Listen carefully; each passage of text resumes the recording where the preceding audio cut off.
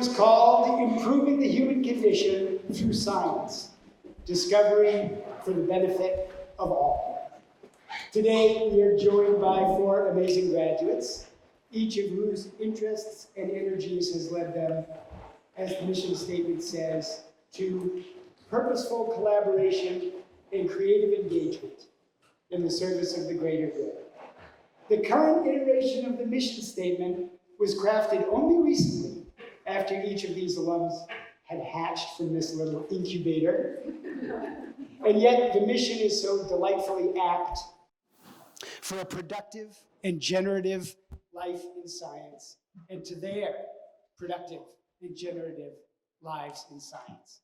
Thank you all for coming back to share a little bit of what you do and how you do it with your old school.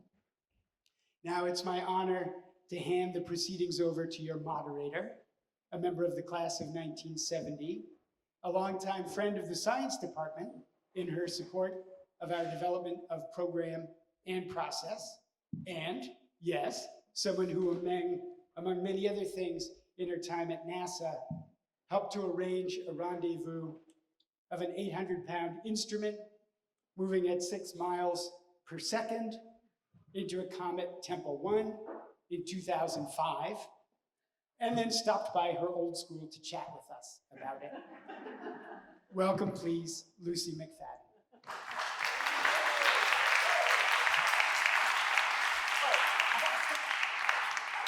It's hard for me to sit. I'm here to moderate because I thought it was going to be an easier job.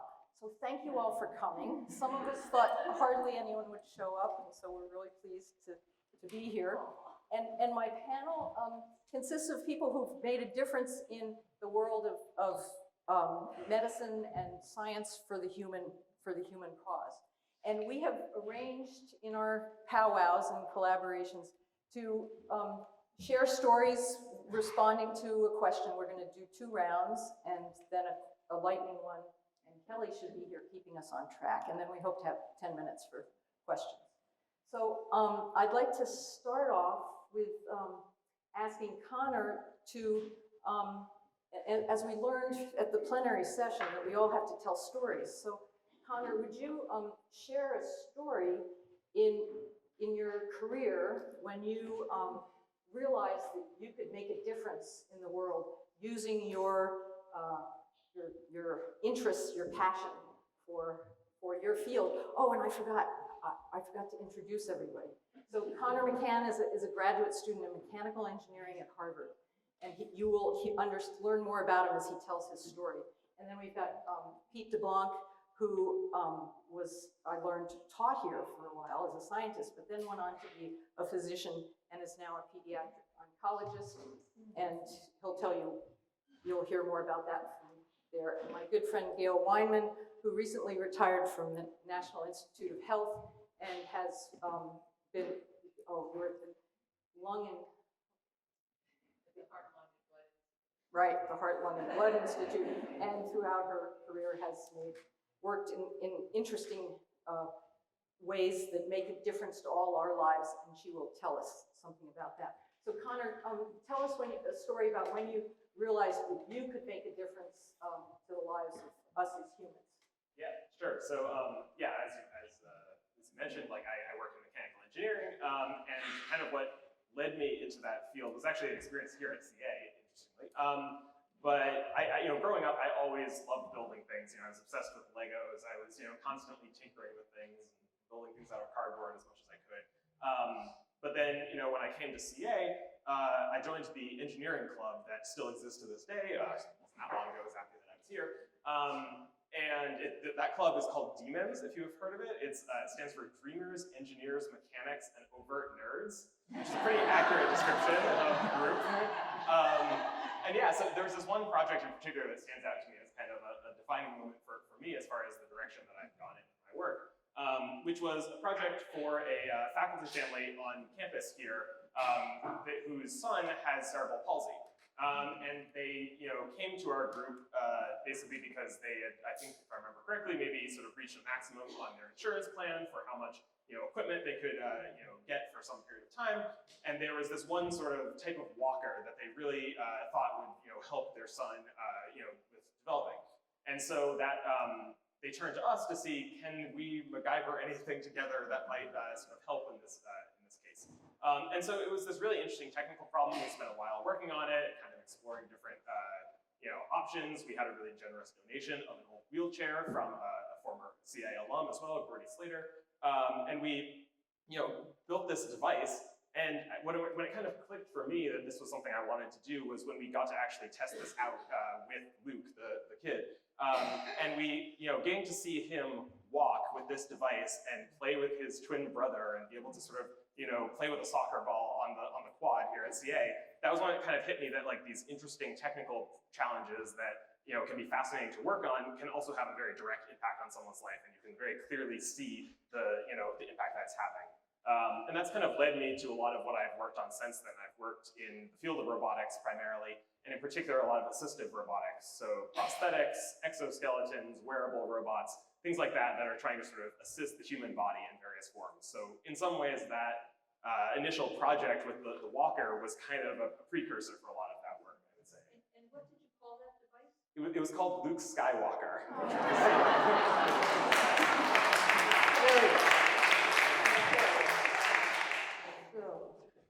So Gail,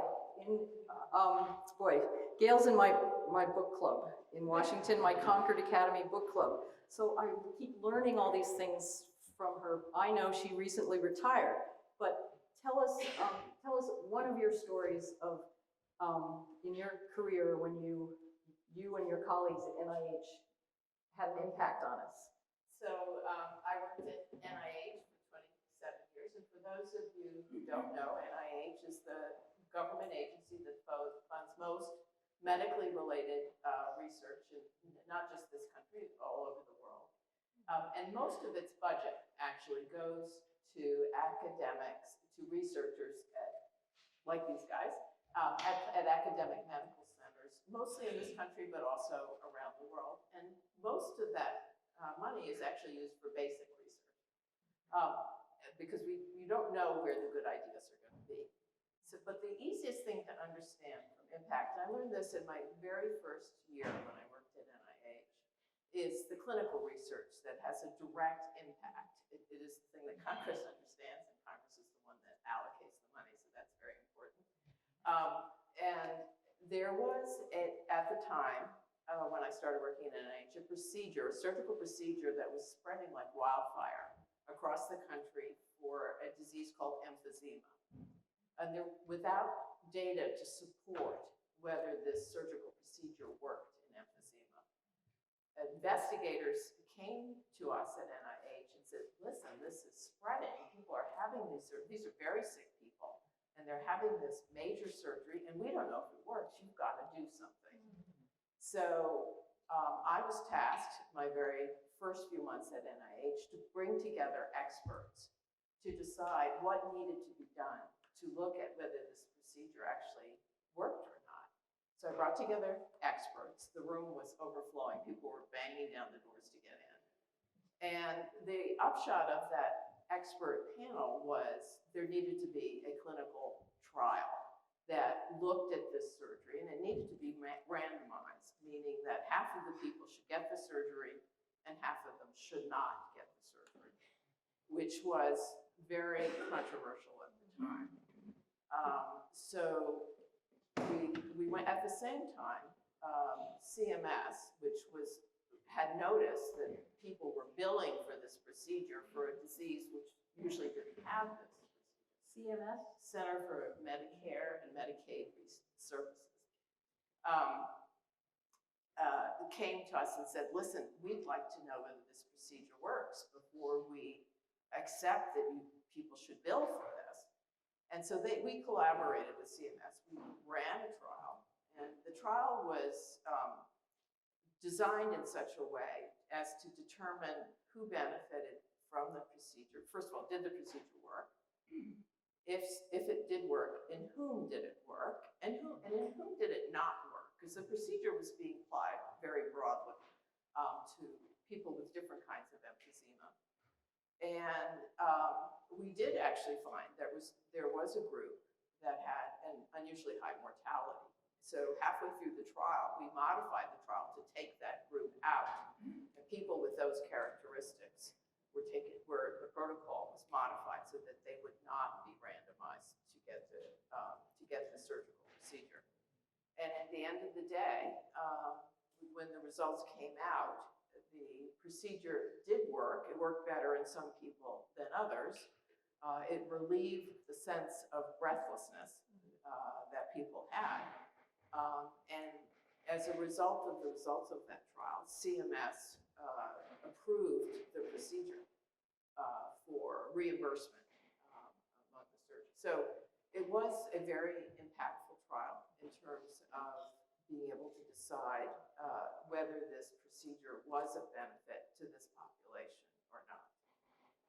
And it benefited a lot of people who suffered from emphysema and saved them from needless operations.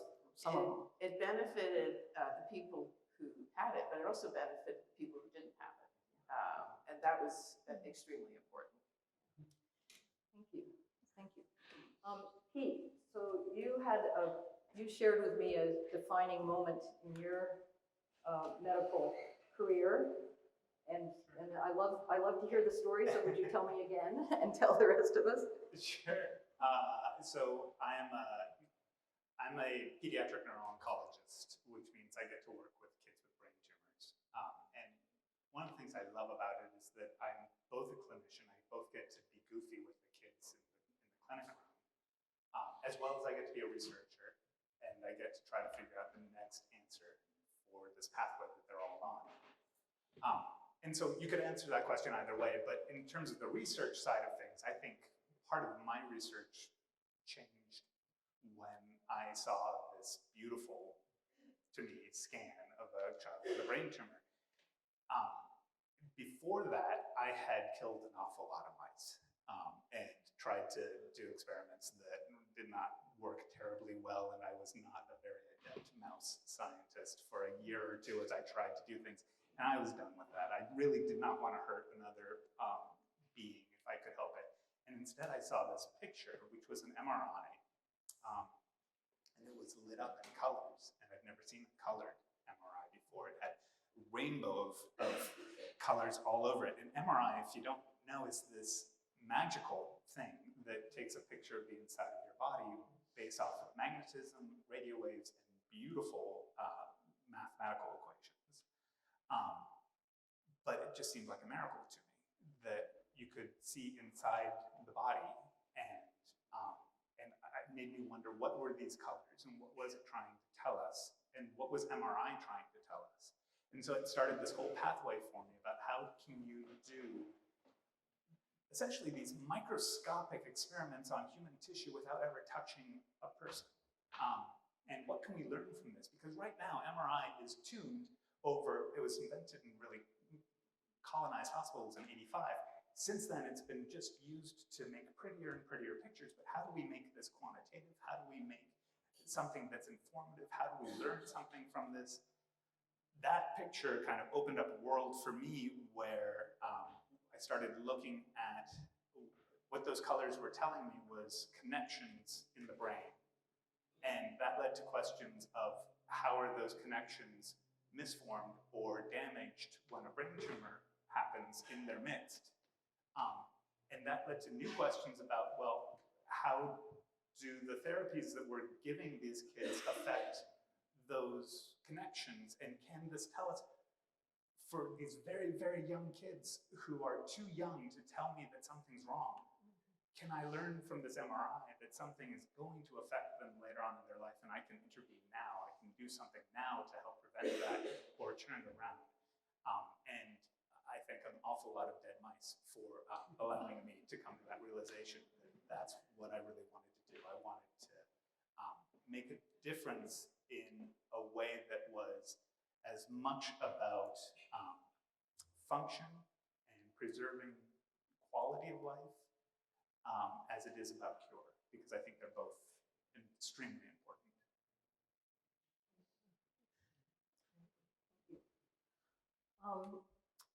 So I think all of us have had, with our immense curiosity and our love of science and the scientific process, have been fortunate to have careers that have, made a difference in the world. And so we've had a few starting stories. Would any of you like to, say what you're doing, what you're doing today? Because the first round was how did you get started and how did you get motivated and know you were going down the right path, or you were making good use of your time and having a good time and doing something useful. So what's happening today in your world? And I'm going to let Connor go last. And Gail just retired, but she did retire having some influence on certain aspects of things. So you want to tell us something about your last years at NIH? Well,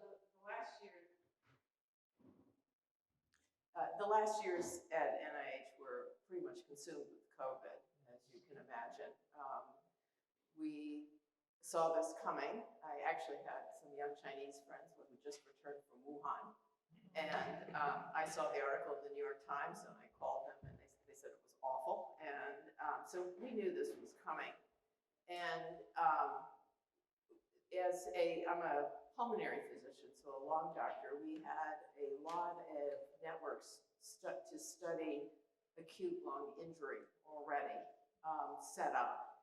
So we spent the initial months in February and March of 2020 trying to convert those networks to be positioned to study acute COVID. We were starting to get the reports that people were in the ICU. Again, I worked at NIH, so I was in a management role. It was the investigators out in the academic community who did the work, and they were all in. The investigators just were, what can we do to help here? And so for the lung networks, they were collating, bringing their groups together, following who's getting COVID, who isn't. For the people who are hospitalized, what should they do?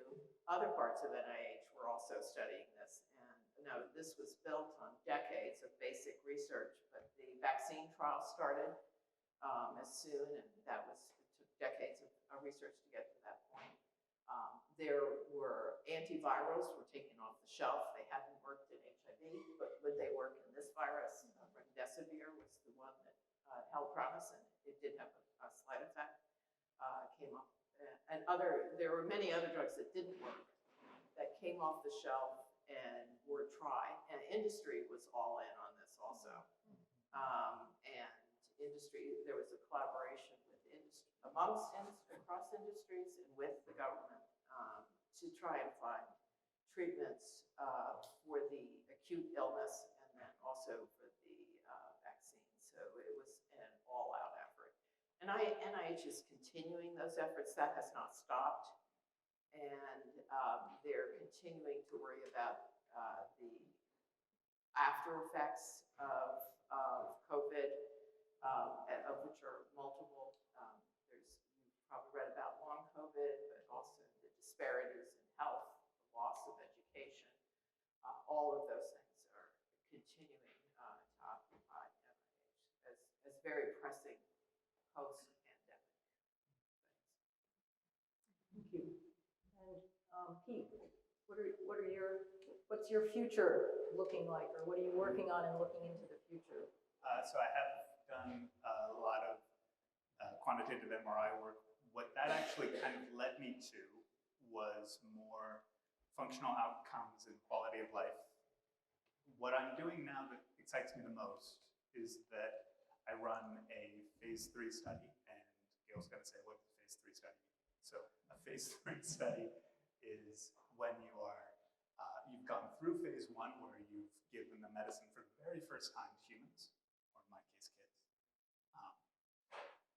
Phase 2 study where you've already shown a little bit of maybe a tiny signal of maybe this does what you want it to do. A phase 3 study is that one that finally is that big trial that you get to do to see whether this is something that should be used commonly, whether it should be approved by the FDA maybe, or other things like that. It's a big trial in the sense of it's tried on a large sample of people. Very Am true. I correct? That's true, thank you. But kind of still working off of the same sort of ideas of finding the importance of quality of life and function, what we get to do is look at a new medicine for pediatric low-grade gliomas, which just happens to be the most common brain tumor in children. And we get to compare this new pill, which you take twice a day, to the conventional chemotherapy that we treat kids with traditionally. So we get to see whether conventional chemotherapy, which requires nausea, vomiting, immunosuppression, the central line being placed, these things that we don't want to have happen to our kids, to a new pill which is targeted, which means that we think we found the on-off switch for these tumors, and we may have found a pill that turns it off. And so that's really exciting. On the other hand, we switch from giving medicines that we've known about for 40 years and had a lot of experience to something entirely new that we need to study and learn about. And what I love about the trial that we're doing is that for many, many years, we've always, in the children's oncology group, and the group that I work with, compared one to the other and said, which is better? Is this one going to be superior, or is this one going to be superior? This one is designed as a non-inferiority trial. What that means is that at best, I will tell you that they're the same. Because that's really what I want to know. I want to know, can this work just as well as the conventional chemotherapy at holding this tumor from growing? Because growth of that tumor is not the most important thing for me. For me, I am very interested in this host of second questions that we have. How does this affect the kids who have the tumor in their vision pathways? Does their vision get better? How about their cognition? How about their quality of life? What's the financial impact of this on families? And those are the host of secondary questions that I am just as interested in, because really, if I can tell you that these two therapies work the same, then I can show you all this other data and you can choose what works best for your family, your child, your particular situation. If vision is the most important thing because that tumor is affecting vision, then you can look at what the result is there. If quality of life, if cognition, if motor impact, we can look at all these things. So it was striking to me that we were in these other sessions thinking so much about what is truth. And this session is science. And oftentimes I think that we think that science is dedicated only to uncovering the one truth. But I do love that every once in a while I get a glimpse at this thing where truth is relative no matter where you go. And that's why I like this trial, that it is non-inferiority, that it is personalized, that it is, I will give you all the information so that I can hear what your truth is for your child. And so that's what I'm most excited about now. Awesome, thanks. Okay, Connor, what are you looking for? Well, give us a synopsis, your elevator speech about your dissertation. And, Sure, yeah. And I won't ask you when you're going to be done. But. Hopefully soon, we'll see. But yeah, no, sure. So I've certainly had less time to do things than some of my other panelists here. You know, I'm in grad school at this point. But yeah, my research kind of has, as I mentioned earlier, is probably in the field of assistive robotics.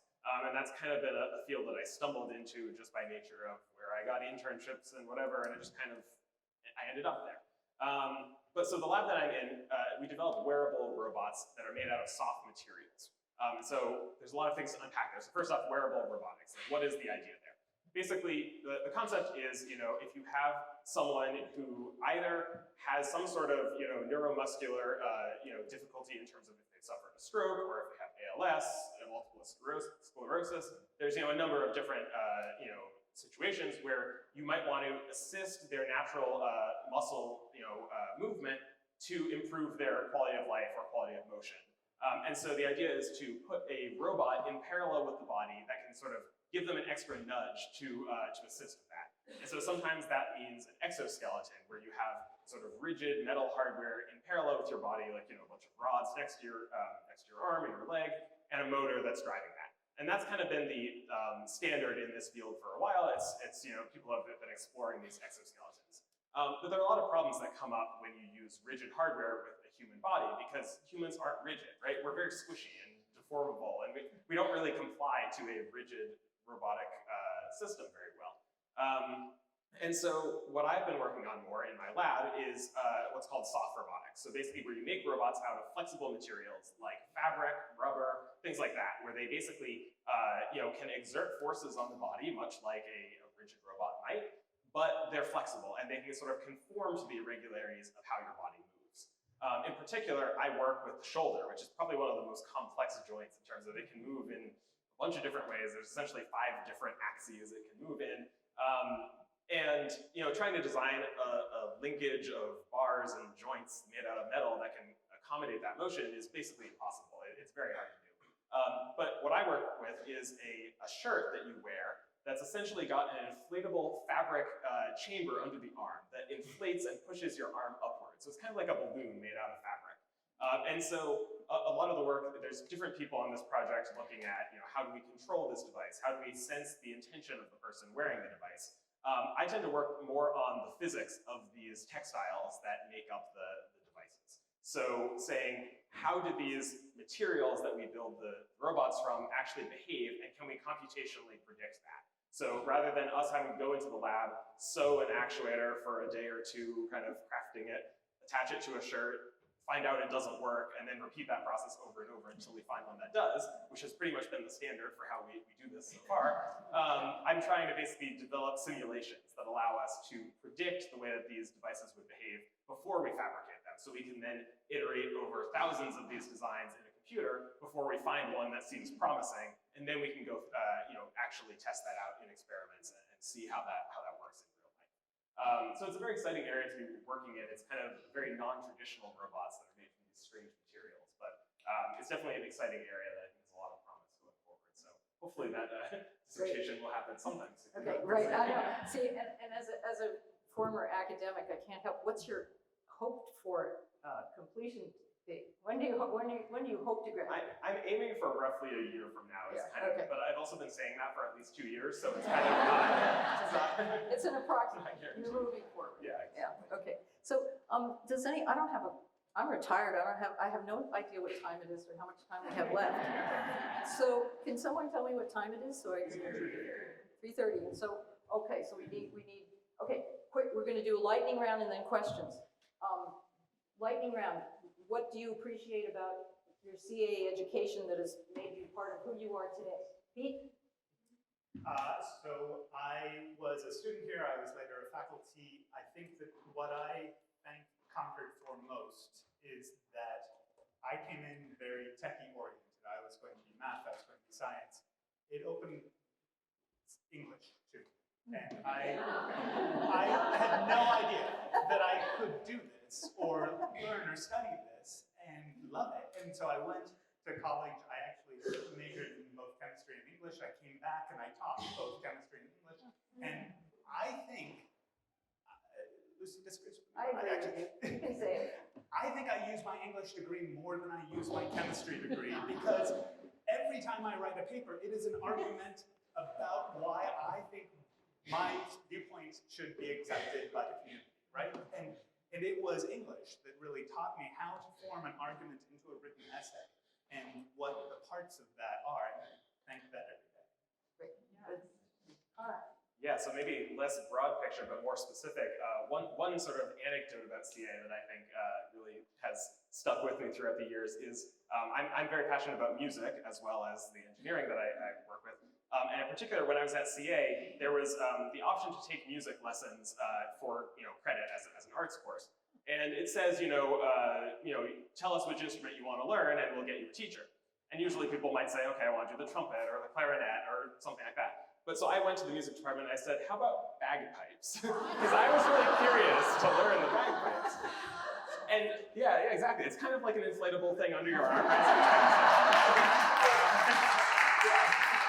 And lo and able to find a bagpipe teacher. It's not that shocking in the Boston area. There's kind of a lot of them, but yeah. And so I learned bagpipes here at CA, and that's something that stuck with me.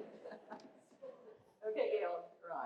Well, I have to say it was the people for me. So it isn't something very specific about academics, but it was about my classmates and the teachers and the people that the teachers believed in you and whatever it was, and your classmates were striving that you could do anything. And when I was here, it was an all-girls school, no offense, guys, but the girls did everything. And so you could do anything. And I had many classmates who in 1964 said, I'm going to be a doctor, which was not a concept that I had ever had. But I had classmates who said that I'm going to be a lawyer, and I don't think anyone ever said I'm going to be president of the United States. But it was within the realm. They certainly were going to be newspaper editors and writers, and that was, so I would say it was the people and the atmosphere of it. And then can I do one? I want to do the one because this was a story. I went to visit I stayed in touch with my math teacher. Where are you, Barbara? I saw you earlier, Barbara Bailey. Okay, there you are. And I went to visit, I came back, I went to visit her math class when I was, a scientist of some sort somewhere. And I sat in on her class and I said, oh God, it felt so good to be in math class. I just loved it. And she said to me, Lucy, do you ever use your math? And it was then, when she asked me that question, I immediately said, Barbara, this is part of my core. This is who I am. So, she realized how important she was then, humble Barbara Bailey, and then I realized how math became part of me. So thank you. Thank you.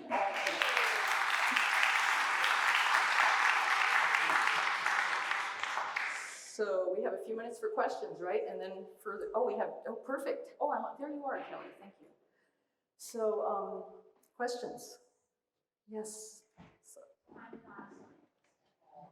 But that's okay, I'm glad you're here, thank you.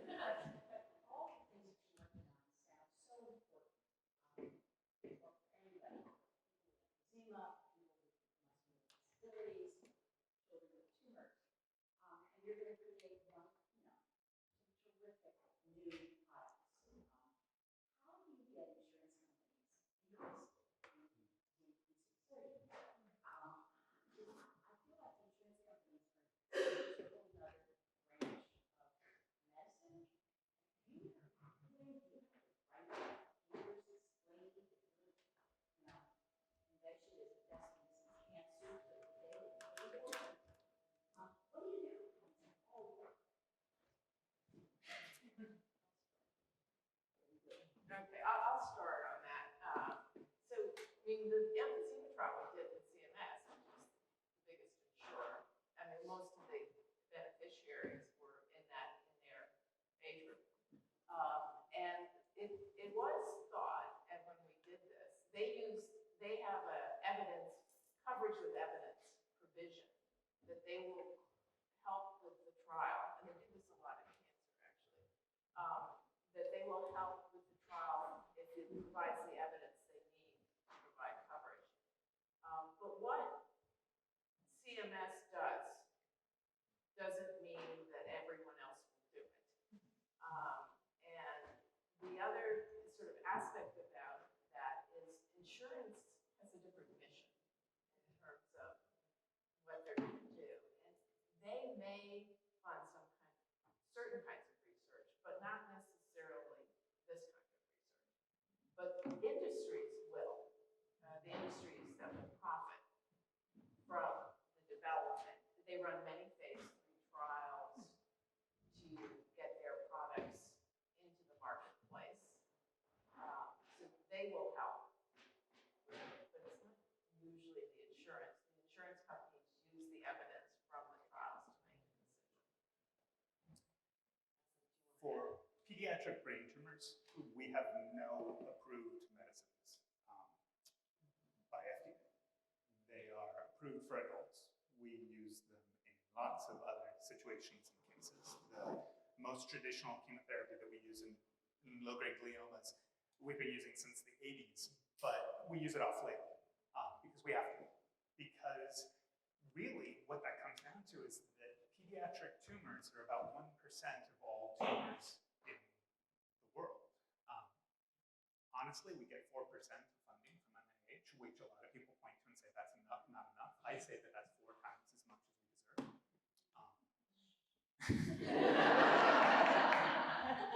I will say, I think that we do it better than a lot of adults because pediatric tumors have a groundswell of support and interest. There's not a parent there or anyone who doesn't think that all child is adorable and should be supported and should be treated as better than they can treat themselves. But what we do fight for is to get the drug companies to become interested. The drug companies are looking at a different reason to be. They're looking for adult cancers that they can make an enormous impact on. That's very true. But we often need to convince them to be interested in children. We have a lot of great parents in our corner to help with that, and there's been some wonderful lobbying at the federal level that have changed the way that drug companies do their trials now. They have to think about children, which has really changed the landscape. But yeah, it is something that we continue to fight for all across the board. Yeah, I would also echo just the, less from the insurance standpoint, but also just, I think the industry support is often really critical for, lots of this research in terms of, I think there's major benefits and importance to sort of fundamental research, which you're not going to necessarily get industry support for, where you're just trying to sort of uncover, fundamental science that it's going to be built on in the future. But also for more applied projects, it's often really beneficial to have industry partners that you're working with to try and develop these technologies. So the shoulder device that I mentioned, where we have kind of 2 versions, one for the medical side and one for industrial factory workers who put a lot of strain on their body. So trying to prevent injuries before they happen to prevent issues down the line. And so we have a number of industry partners that we work with, and so we just recently sent our devices over with some of our researchers to the UK to test on an assembly line with cars. So they were, having these factory workers wearing the device while they were trying to, assemble the underbody of a car as they're raising their arms up and needing the shoulder support. And that was a really great experience to be able to test the devices that we're developing in a real setting, right? So that kind of, rather than just kind of an artificial lab environment that may not be representative. And so I think that's also equally sort of important often, is just getting if something is intended for an industry application, to get support from those actual stakeholders at an early stage, so that you can not be kind of developing something in isolation in a box that it doesn't actually apply to the real world outside of that. We have time for one more question. Yeah, we have 5 minutes, so the mic's not going to connect to your question. Stand up and speak up. Thank you so much. My name is Al Walking. I'm alum from the class of 2002. I currently work with strategy with Discovery Translational Sciences, where we try to fund researchers, leading researchers in the world, who work on mental health challenges. I personally have been very interested in the biomedical innovation ecosystem, and each of you brings an incredibly unique perspective from just different lenses of this innovation ecosystem. And I'd love to hear from you about where macro level incentives have clashed with your personal incentives. So macro level, you push full incentives where there's funders like NIH providing funding for research, perhaps financial incentives from industry. Have there been moments where you have been personally invested in a particular problem, research question you want to work on, but you can't find the funding, or you circumvented the system to work on something meaningful where you otherwise wouldn't be able to? My whole life was spent writing proposals to do the research I wanted, but that wasn't in medical. Well, I'll start and then I'll turn it to you. And I think you've heard a lot of allusions to how hard it is for basic research, the kernel of the idea that may in 20 years be incredibly impactful. I mean, think of all the basic messenger RNA research that was the background for the mRNA vaccine that took place over decades. That is in its early phases, very hard to explain and to get interest in. So as an employee of NIH, most of the money does go to basic research, so not to underestimate it, but you would see these basic ideas. You didn't know which ones were going to be good in 20 years, but you still have to fund it. And convincing people that is important, convincing Congress that that's important. The human stories and the clinical stories, the bald kids, that is much easier sell in terms of with the basic research, the drugs or the basic research for MRI that went on actually initially in the 50s that led to the beautiful pictures that Peter saw needed to be funded. And I think that's a harder sell. So I'll stop talking and turn it over to you. I would agree also. I think it's like the fundamental sort of scientific research that's less clear in what's going to come of it, or if anything is going to come of it, that tends to be more challenging. Luckily, I have not yet had to be like actively seeking funding for my work since I'm still a grad student, but that's down the line for me definitely. But yeah, I mean, I think like I'm co-advised between two different labs, and one of them is very applied, doing these kinds of wearable robots that are clearly helping someone. And you can see someone not able to walk, and then they put on the device and they're able to walk, and like it's very clear to see, okay, this is having a benefit. The other lab that I'm in is far more fundamental, kind of more scientific kind of exploration of soft material mechanics and how materials form. And it's far harder to convince sometimes people about that work, where it's like, okay, you can see this blob of rubber that's deforming and jiggling around, but like, why should I care about that, right? But I think it's sort of, trying to just sort of balance those two of having things that are clearly, having an impact on someone's life, but also recognizing that those things aren't possible without the foundational work coming first that's not as exciting or flashy and doesn't get people super excited about the impact you're having on the world. But those building blocks have to, be built up over decades to get towards the things that actually have an impact. I was thinking about your question almost the opposite way. I think that you were asking about what funding struggles do we have. I was thinking about a conversation I had yesterday about proton therapy. So proton therapy is a wonderful method of giving radiation that limits the damage to healthy tissues. It's a wonderful advancement, but it is extremely expensive. Canada does not have proton therapy. They send all of their therapies that need proton therapy down to us, actually, to get it done. Australia is building one. UK has one. United Kingdom has one. Ohio is building its third. And what do we do with that? On the one hand, we are rushing to the brightest, shiniest new toy, but on the other, there's new therapies that are being developed with proton that would not be available if we didn't have that environment of cutting edge, because there's this new thing called flash proton therapy that accelerates the rate of that dose distribution many log-fold. So instead of therapy taking 6 weeks, it can take 0.6 seconds.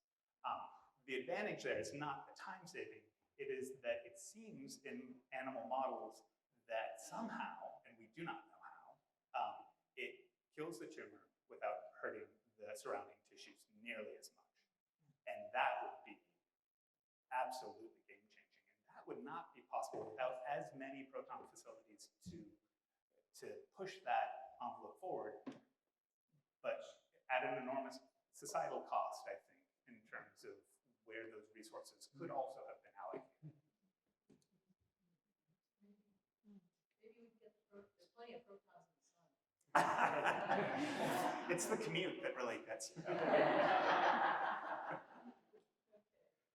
I think we'll thank you for being here. I have